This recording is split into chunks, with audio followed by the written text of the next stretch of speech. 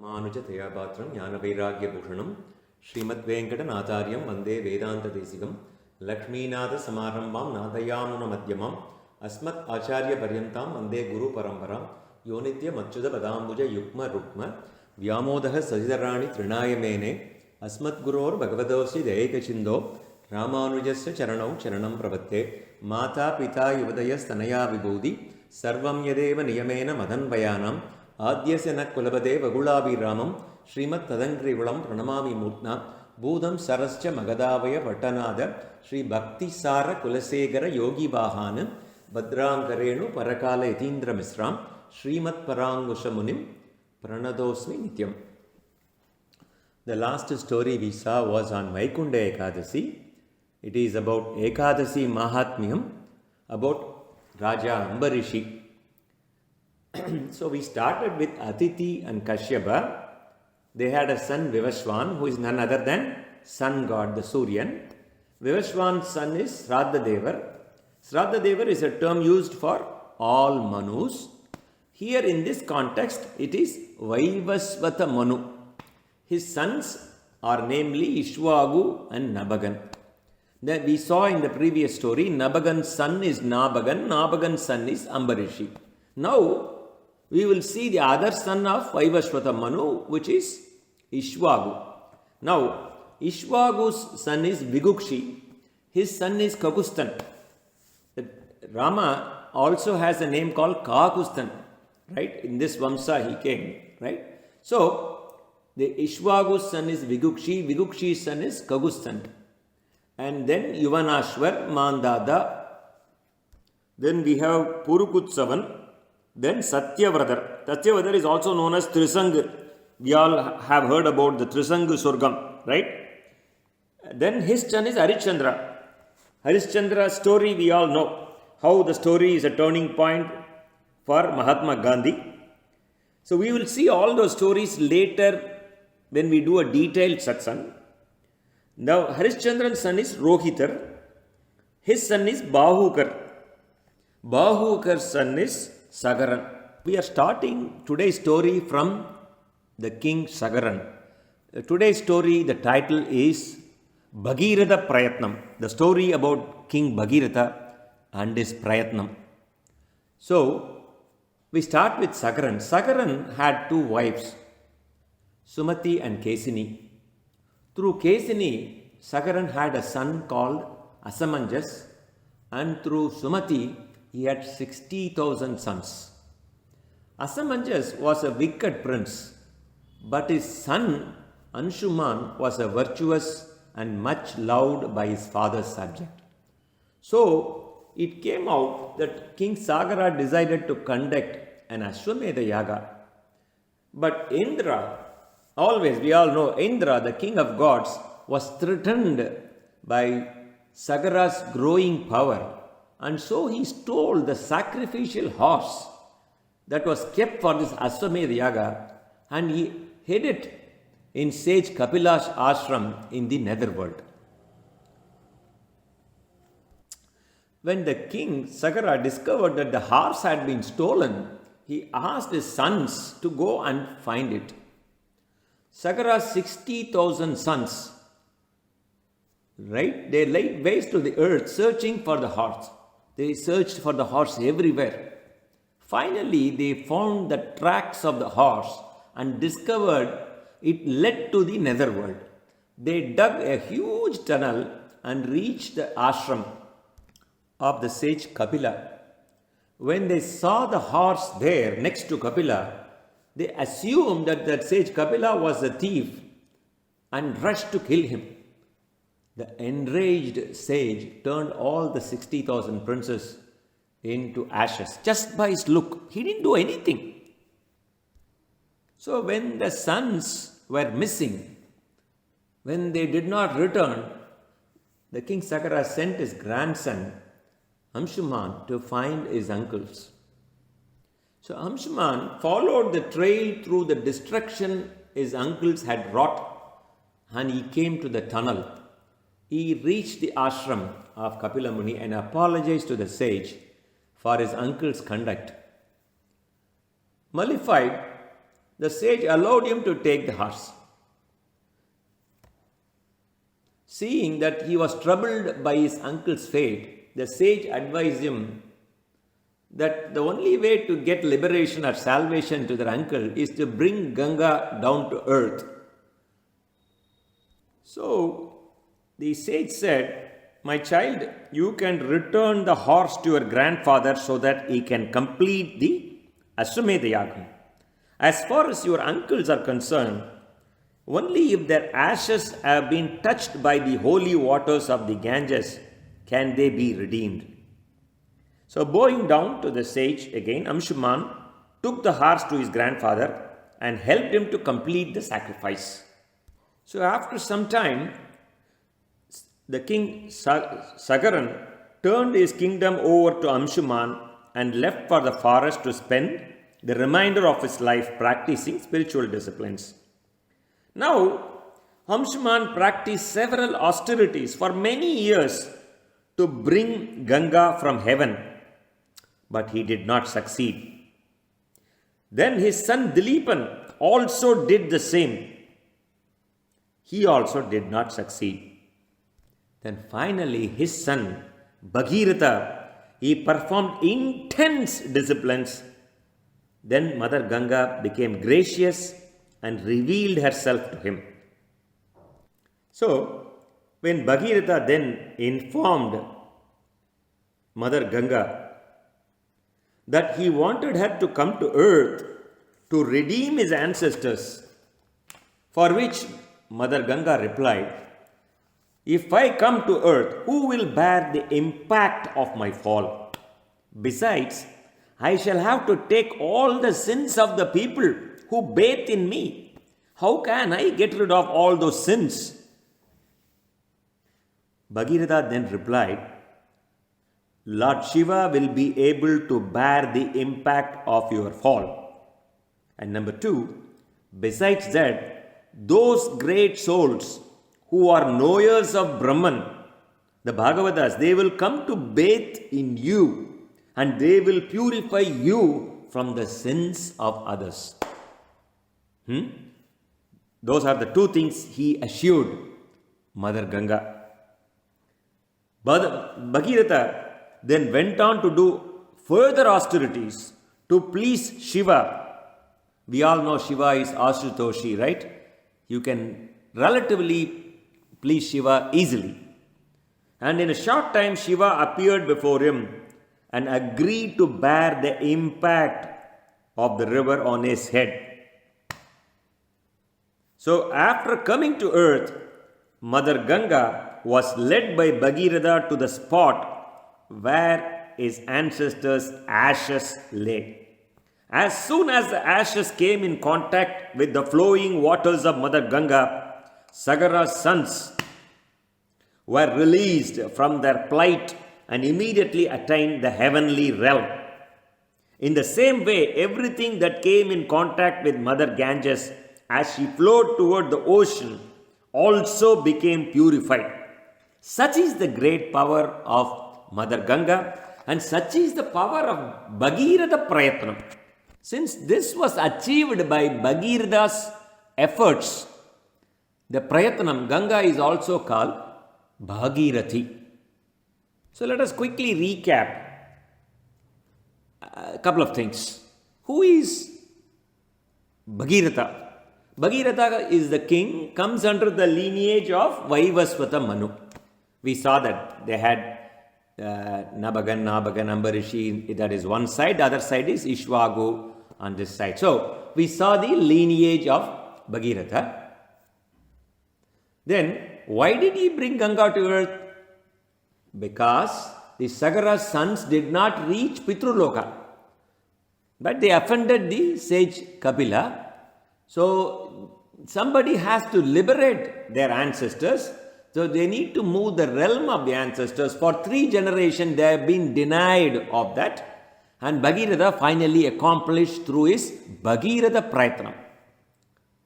Now, so there is one thing I would like to say here is, I had already mentioned in one of the satsangs, the thing which I have learned from my mother is, she always say, Yatnam Prayatnam and Daivatnam, or Yatnam, Prayatnam and Brahmatnam. Anything, whatever we do in our life, Yatnam means effort. We have to put effort, right? Without effort, we cannot achieve anything. Then Prayatnam. Prayatnam means extraordinary effort. We cannot simply say, I tried. The moment you say, I tried, I failed. No. You have to have a firm resolve and a commitment and then move, right? So that is going the extra mile. The extraordinary effort is called Prayatnam. Then we say, okay, I have done everything from my side. Then you leave it to God. That is called Brahmatnam or the Daivatnam. Then we will go to God and say, I have done my part. Now I need your help. So the effort of bringing the Ganga, that several guys tried. After Sagaran's sons tried, his grandsons tried, his great-grandsons tried. They all tried. But it is not a Prayatnam. Bhageeratha's Prayatnam was extraordinary. Right? To bring Ganga from Devalokam to earth. It is kind of considered a superhuman effort. We don't have time to go into the scientific facts. There are scientific facts and records available today to do a map of how this legend, to reinforce how indeed this is called Bhageeratha Praytnam. Right? How with the flow of Ganges from where it starts as Bhagirathi and all the way it goes into Bay of Bengal, it's a huge accomplishment. Some more things which we can learn from this is, where did Ganga originate from? We all have heard it originated from Gangotri. But in Puranas, right, where this is said, we all saw the Trivikrama avatar. When Bhagavan was measuring the Bhulok and Devalok, is actually his foot reached the Satyalok, which is Brahma's place. That is where Brahma did this Pada Bujai to Vishnu from the waters from his Kamandalu. And that was called as the later on known as Ganges. So the water that was used from Brahma's Kamandalu to wash the feet of the land, Brahma and the Sapta Rishis, the water flowed from there is called Vishnupadi. Right? So that is another name for Ganges. That is where it originated. There are so many things said about Ganges. In Narayaniyam, in 92nd Dasagam, Bhattatri has said how sacred Ganges is. He said in Kali Yuga, the great sages have pointed out Ganges. There are 8 things that has been mentioned in Narayaniyam. Ganga, Gita, Gayatri, Gopika Chandanam, Tulasi leaf, Saligramam, Ekadasi fasting and Vishnu Sahasranamam.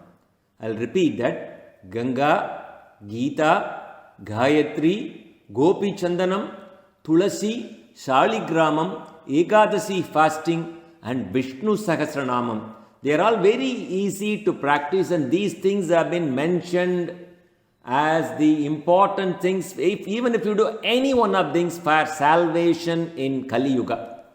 So, Narayana Bhattatri is praying, please grant me interest and desire to practice this with devotion. What are the other names of Ganga? Ganga is also known as Mandahini. We already saw Bhagirathi. It is also known as Janvi. To add some more trivia here, the Bhagirathi, it rises at the foot of the Gangotri glacier at an elevation of around 14,291 feet. So that is considered, Gangotri is the origin of the river Ganges. That is the seat of the goddess Ganga. At the source, it is called Bhagirathi, and it acquires the name Ganga from Devaprayag, where the river meets Alagananda. This river supports one of the highest densities, world's highest densities of human. The average depth of this river is around 52 feet, but the maximum depth is around 100 feet, and Ganga is around 2,500 kilometers. This is the trivia. So the points I wanted to highlight here is how sacred this river, how it got the, why is it sacred? It's originated from Vishnu Pada, Brahma's Kamandalu. He did the Pada Pujai for Vishnu Pada, and then it was later carried by Lord Shiva. So that is why even Shiva is called Gangadharan. Then another lesson we learned here is the Bhageeratha Praytnam. So these are all some of the highlights from this story, how sacred the river is and how extraordinary, the superhuman, the effort is. Now we will see that in Tamil. நம்ம வந்து பாகவதத்தில் நவமஸ்கந்தத்தில் இருக்கோம். நவமஸ்கந்தத்தில் வந்து சூரிய சந்திரவம்ச ராஜாக்களோட கதையெல்லாம் பார்த்துட்டு வரோம். வைகுண்ட ஏகாதசி அன்னைக்கு நம்ம வந்து அம்பரிஷி சரித்திரம் பார்த்தோம். அம்பரிஷி சரித்திரம் எங்கே வந்தது? அதிதி கஷ்யபருக்கு வந்து விவஸ்வான்கிற பிள்ளைன்னா, விவஸ்வானுக்கு ஸ்ராத்த தேவர்ங்கிற மனு, ரைட்? அந்த ஸ்ராத்த தேவருக்கு இஷ்வாகு நபகன்னு அது மாதிரி நிறையா பசங்க. நபகனோட புள்ள நாபகன், நாபகனோட புள்ள அம்பரிஷி. அந்த கதையை முன்னாடி பார்த்தோம். அதே மாதிரி அந்த இஷ்வாகுவோட வம்சத்தை ஃபர்தராக நம்ம பார்த்துட்டே வருவோம். அந்த இஷ்வாகுக்கு வந்து விகுக்ஷி, நிமி, தண்டகன்னு 100 பசங்க இருந்தார். அந்த இஷ்வாகுவோட மகன் விகுக்ஷிக்கு ககுஸ்தன் ஒரு பிள்ளை. அவரோட வம்சத்தில் யுவனாஸ்வர் வந்தார். அதுக்கப்புறம் மாந்தாதா, அதுக்கப்புறம் புருகுஸ்தவன், அதுக்கப்புறம் சத்யவிரதர், அவர் தான் திருசங்குன்னு கேள்விப்பட்டிருக்காங்க இல்லையா? அதுக்கப்புறம் ஹரிச்சந்திரன், நமக்கு எல்லாருக்கும் தெரியும் ராஜா ஹரிச்சந்திரன் கதை. அவரோட பிள்ளை ரோஹிதர், அவரோட வம்சத்தில் பாஹூகர். அந்த பாஹூகருக்கு சகரன் பிறந்தான். சகரனோடதுல இதுலேருந்து தான் நம்ம கதை ஆரம்பிக்கிறது. இந்த கதைக்கு பேர் பகீரத பிரயத்தனம், பகீரதா ஸ்டோரி. ஸோ இந்த கதையில் சகரன் என்ன பண்ணுறான்? ஒரு அஸ்வமேத யாகம் பண்ணுறான். அந்த அஸ்வமேத யாகம் பண்ணால் அவனுக்கு நிறைய பலம் கிடச்சிடும். எப்போவுமே இந்திரனுக்கு வந்து இது பொறுக்காது. இந்த மாதிரி யாராவது ராஜா பண்ணி எங்கேயாவது வரம் வாங்கிட்டு என்னோட இந்திர பதவி பறிபோயிடுத்துனா என்ன பண்ணுறதுன்னு ஏதாவது ஒரு செல்மிஷம் பண்ணிகிட்டே இருப்பான் இல்லையா? அவன் என்ன பண்ணுவான்? இந்த யாகத்துக்காக வைக்கப்பட்டிருந்த ஒரு குதிரையை வந்து இவன் நிறையா எடுத்துட்டு போய் ஒழிச்சு வச்சுருவான். எங்கன்னா பாதாளத்தில் கபில முனிவர் வந்து தபஸ் பண்ணிட்டு இருப்பார். இதை கொண்டு போய் அவர் பக்கத்தில் கட்டி வச்சுட்டு அவன் ஓடிப்படுவான். சகரன் என்னாகும்? யாகம் நடத்திகிட்டே இருக்குச்சு. திடீர்னு வந்து என்னடா அது நம்ம குதிரையை காணுமே அப்படின்னு சொல்லிட்டு அவரோட பசங்களை போய் நீங்கள் பார்த்துன்னு வாடான்னு அனுப்புவார். முதல்ல இந்த சுமதியோட பசங்க 60,000 பசங்க அவர்களை அனுப்புவார். அவள்லாம் பாதாள லோகத்தை தேடிட்டு போவா. இந்த சகர புத்தர்கள் இப்படி பூமி முழுக்க தேடி பூமியை குடஞ்சி பாதாள லோகம் போறச்சு. அவள் வெட்டினதுனால தான் அந்த நீர் வந்தது இல்லையா? அதனால தான் அந்த சாகரம்னு வந்தது அப்படின்னு சொல்லுவாள். அதாவது நம்ம சமுத்திரம், அந்த கடலை தான் நம்ம வந்து சாகரம்ங்கிற பேர் எப்படி வந்தது அப்படின்னு, இதனால தான் வந்தது அப்படின்னு சொல்லுவாள். ஸோ இந்த மாதிரி பூமிக்கு அடியில் கபில முனிவர் தபத்தில் இருப்பார். அவர் தபஸ் பண்ணிட்டு இருக்கச்ச பக்கத்தில் இந்த குதிரையை பார்த்துட்டு இந்த பசங்க என்ன நினச்சிப்பாங்க? இவர் தான் திருடின்னு போயிட்டாருன்னு அவர் மேலே தவறாக எண்ணி அவரை வந்து கொலை பண்ணுறதுக்கு அவர்கிட்ட போவாங்க. அவர் வந்து நிஷ்டையில் இருப்பார். எதேர்ச்சியாக கண்ணை திறந்து பார்ப்பார். அவர் கண் விழித்து பார்த்த உடனேயே அந்த இதுலேயே அவெல்லாம் எரிஞ்சு சாம்பலாக போயிடுவாள். அதுக்கப்புறம் என்னடா அது, இந்த பசங்க போனாங்களே அவளை காணுமே அப்படின்னு சொல்லிட்டு இப்போ ராஜா என்ன பண்ணுவார்? அவர் பேரன் அம்சுமான போய் நீ போய் பார்த்துன்னு வாடான்னு அவனை அனுப்புவார். அவனை என்ன பண்ணுவான்? அந்த ட்ரெயில் அங்கங்கெல்லாம் தேடி கடைசியில் பாதாளத்துக்கு வந்துடுவான். இப்போ கபிலர்கிட்ட ஒரு பைல் ஆஃப் ஆஷஸ், ஒரு பெரிய சாம்பல் மலையே இருக்கும். ஏன்னா 60,000 பேரும் தேவர் இது இல்லையா, தே பிகேம் அஸ் ஆஷஸ். ஸோ பெரிய சாம்பல் மலையை பார்த்துட்டு அவள் ஏதோ தப்பு பண்ணியிருக்கான்னு புரிஞ்சுன்னுட்டு குதிரையும் பக்கத்தில் இருக்கும். கபிலர்கிட்ட வந்து தாழ்மையாக கேட்பான், இந்த மாதிரி எங்கள் யாகத்துலேருந்து குதிரை காணா போயிடுத்து, இங்கே இருக்குது, என்னோட அப்பா மக்கள் இவெல்லாம் வந்து ஏதாவது தப்பு பண்ணிட்டாளா, நான் என்ன பண்ணணும் அப்படின்னு அவர் கேட்குறச்சே அவர் என்ன பண்ணுவார்? இந்தாப்பா குதிரை, நீ வந்து நியாயமான முறையில் என்னை அப்ரோச் பண்ணி இதை கேட்ட, இந்த குதிரையை எடுத்துன்னு போய் உங்கள் தாத்தாட்ட கொடுத்துடும், அவர் வந்து அந்த அஸ்வமேத யாகத்தை பூர்த்தி பண்ணட்டும். உங்கள் அப்பாக்கள்லாம் வந்து பண்ண தப்பு, அவளோட இதை வந்து அவளோட ஆத்மா சாந்தி அடையிறதுக்கு நீ வந்து தேவலோகத்திலேருந்து கங்கையை எடுத்துன்னு வந்து இந்த சாம்பலில் தெளிக்கணும், அப்போ தான் அவளுக்கு ஜென்ம சாபல்யம் அடையுங்கிற மாதிரி அவர் சொல்லிடுவார். ஸோ இவன் வந்து அம்சுமான் எவ்வளவோ பிரயத்தனப்படுவான், அவனோட வாழ்நாளில் கங்கையை கொண்டு வந்து அந்த சாம்பலை நினைக்க முடியாது. அவனோட வாழ்நாள் முடிஞ்சு போயிடும். அதுக்கப்புறம் அவனோட புள்ள திலீபன்கிறவன் வருவான், அவனும் அவனால் முடிஞ்சதை பிரயத்தனம் பண்ணுவான், அப்போவும் அது நடக்காது. அதுக்கப்புறம் அவனோட புள்ள பகீரதன் வருவான்.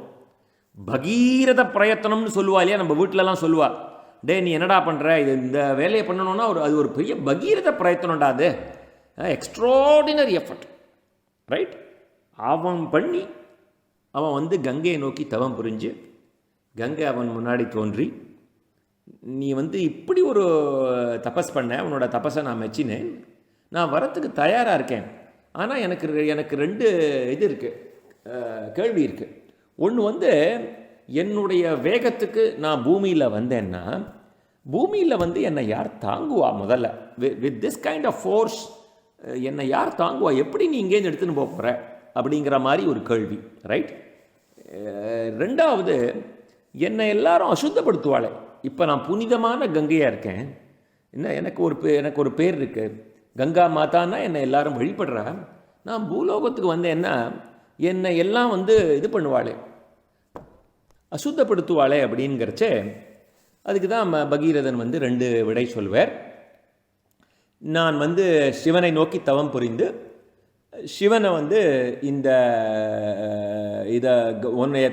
கங்கையை அவருடைய தலைமுடியில் தாங்க சொல்கிறேன்.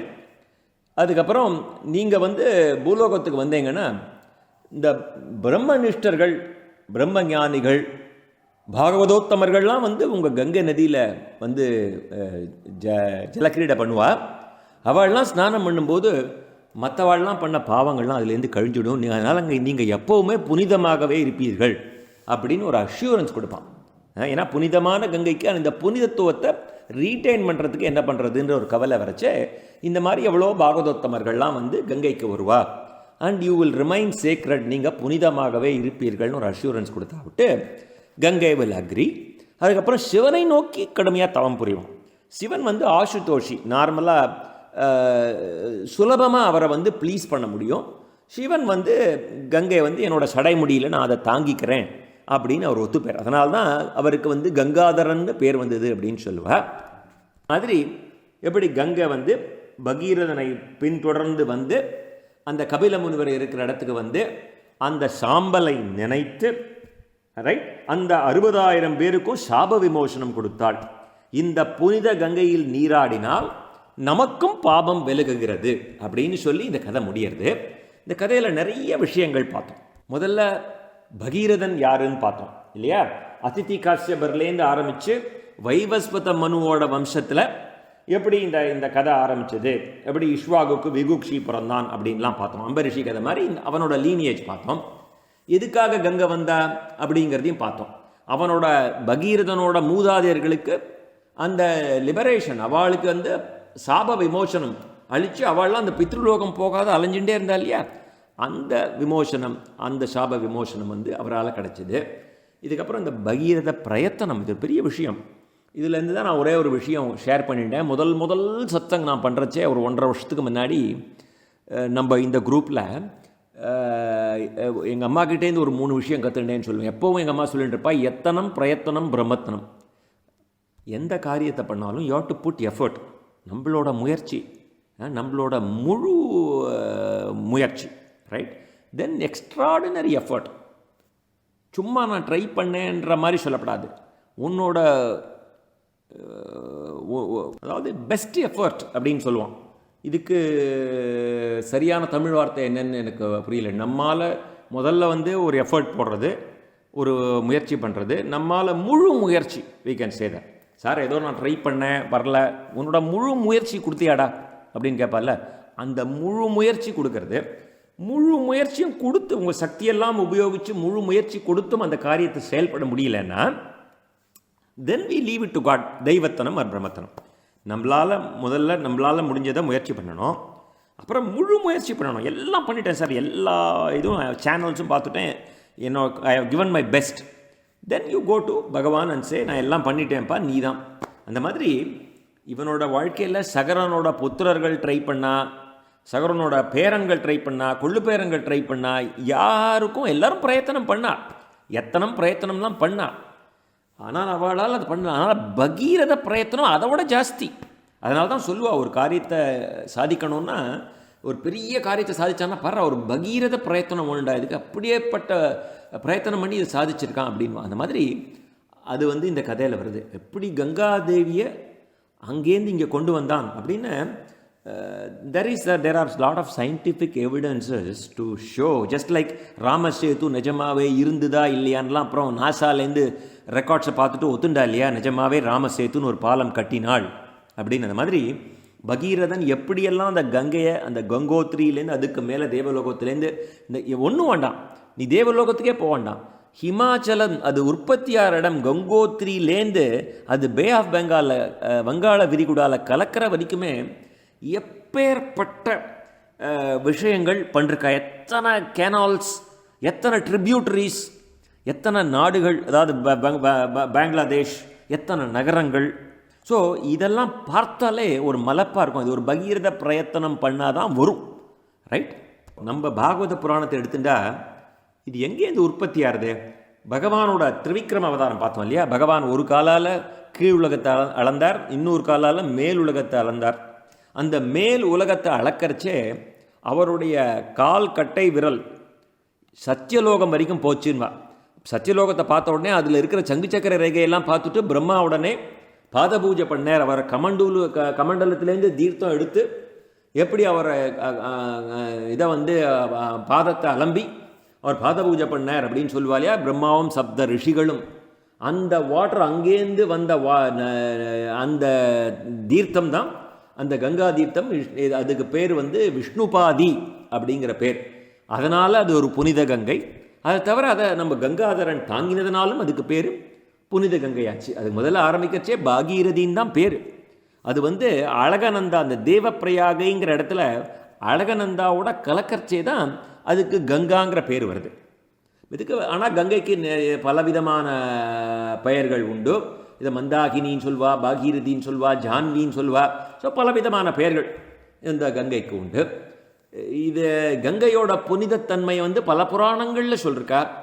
நம்ம நாராயணியம் பாகவதத்தோட சாரம். பாகவதம் சர்வ வேதாந்தங்களின் சாரம், நாராயணியம் பாகவதத்தின் சாரம். அதில் 100 தசகம் நம்ம பட்டாத்திரி எழுதினார் இல்லையா, நாராயண பட்டாத்திரி 92வது தசகத்திலே கலியுகத்திலே லைக் மோட்சத்துக்கு உண்டான வழி ஒரு 8 விஷயங்கள் சொல்லியிருக்கார். இதில் 8ல் ஏதாவது ஒன்று பண்ணால் கூட போகிறோம், நம்ம நமக்கு மோட்சம் சித்தியாயிடும் அப்படின்னு சொல்லியிருக்கார். அந்த 8 என்ன சொல்லியிருக்கார் தெரியுமோ? கங்கா ஸ்நானம், கீதா, பகவத்கீதா, கிஞ்சித்து கீதா. அத்தனை ஸ்லோகமும் படிக்கணும்னு அவசியம் இல்லை 700ல். அதில் ஒன்று படித்தா கூட போகிறோம். கங்கா, கீதா, காயத்ரி, துளசி, ஒரே ஒரு துளசி, பத்திரம் புஷ்பம் பலம் தோயம், ஒரே ஒரு துளசி போடு பெருமாளுக்கு. கோபிகா சந்தனம், நெத்தி கொடுத்துருக்கிறதே, நெத்தியில் உனக்கு கோபிகா சந்தனமோ இல்லை ஸ்ரீசுர்ணமோ குங்குமமோ விபூதியோ நம்ம சம்பிரதாயத்தில் என்னவோ அதை இட்டுக்கோ, right? That's a basic thing. சாலிகிராம பூஜை, ஏகாதசி விரதம், விஷ்ணு சகஸ்ரநாமம், இவர் இந்த எல்லாத்தையும் 8த்தையும் பண்ணுன்னு சொல்லலை. இதில் நீ ஏதாவது ஒன்று பண்ணாலே உனக்கு மோக்ஷண்டா அப்படிங்கிறார் நம்ம பட்டாத்திரி. அந்த மாதிரி எனக்கு இதில் இன்ட்ரெஸ்ட் வரா மாதிரி எனக்கு பண்ணு, எனக்கு எப்போவும் இதில் ஸ்ரத்த இருக்கணும்னு பகவானை வேண்டிக்கிறேன் பட்டாத்திரி. ஸோ இத்தனை விஷயங்கள் இந்த புனிதத்தன்மையை விளக்குவதற்கு நிறைய இடத்துல இருக்குது. நான் 1-2 கோடிட்டு அங்கங்கே இருக்கிறத நாங்கள் இங்கே பகிர்ந்துக்கிறேன், ரைட்? எப்படி பகீரதன் முதல்ல கங்கைக்கு இது பண்ணி, கங்கையை ஸ்துதி பண்ணி கங்கையை வரவழைச்சார். அதுக்கப்புறம் சிவனை ஸ்துதி பண்ணி சிவனை கங்கையை தாங்கிக்க சொன்னார். எத்தனை பிரயத்தனங்கள் அவர் பண்ணிருக்கார், சூப்பர் ஹியூமன் எஃபர்ட்டு. ஸோ இந்த பகீரதன் கொண்டு வந்ததுனால இதுக்கு பாகீரதின்னு பேர் வந்தது அப்படின்னு சொல்லுவார். இது உற்பத்தி ஸ்தலம் கங்கோத்ரியில் தான் இது ஆரம்பிக்கிறது. இது கிட்டத்தட்ட 3100 மீட்டர், 10,200 அடி, 10,200 அடிக்கு மேலே அது உற்பத்தி ஸ்தானம், ரைட்? அது எத்தனை கிலோமீட்டர் நீளம்னா கிட்டத்தட்ட 2500 கிலோமீட்டர் அது போகுது. கங்கையோட நீளம் எத்தனை அப்படின்னா, இதனோட ஆழம் எத்தனைன்னா ஆவரேஜாக 52 அடியாம், மேக்சிமம் டெப்த் வந்து 100 அடி அதனுடைய ஆழம். கச்சே பாகீரதியாக ஆரம்பித்து அழகநந்தாவோட கலக்கரிச்சே தேவப்பிரயாகைங்கிற இடத்துல, நம்ம இங்கேருந்து நார்த் இந்தியா போனால் நம்ம ஹரித்வார் போவோம், ஹரித்வாருக்கு மேலே ரிஷிகேஷுக்கு மேலே போனால் முதல்ல வர்றது வந்து தேவப்பிரயாக. இப்போது இந்த கதையில் வந்து கங்கையோட புனிதத்தன்மை, பகீரதனோட பிரயத்தனம், ஐ வுட் சே ஆர் தி இந்த ரெண்டும் தான் நமக்கு வந்து ஒரு முக்கியமான டேக்அவே நமக்கு நம்ம இதிலேருந்து தெரிஞ்சுக்கிறோம். நிறைய விஷயங்கள் இதில் தெரிஞ்சுன்னு இருக்கோம். இதில் வந்து ஒரு முக்கியமான 2 விஷயங்கள்னால், நம்ம வாழ்க்கைக்கு நம்ம என்ன எடுத்துக்கலான்னா, இந்த மாதிரி 8 விஷயங்கள் பட்டாத்திரி சொன்ன மாதிரி அந்த 8 விஷயங்களில் ஏதாவது ஒன்று நம்ம வாழ்க்கைக்கு நம்மளால் முடிஞ்சதை நம்ம டெஃபினட்டாக பண்ணலாம். தேரால் ரொம்ப சுலபம், ரைட்? 8ல் ஒரு 6 ஐட்டம் பார்த்தேன்னா ரொம்ப சுலபம். அதுக்கு அடுத்தது பகீரத பிரயத்தனம். வாழ்க்கையில் என்ன காரியம் செஞ்சாலும் எத்தனம், பிரயத்தனம், அது கூட ஒன்று சேர்த்துப்போம், பகீரத பிரயத்தனம், அதுக்கப்புறம் பிரம்மத்தனம். நாராயண நாராயண.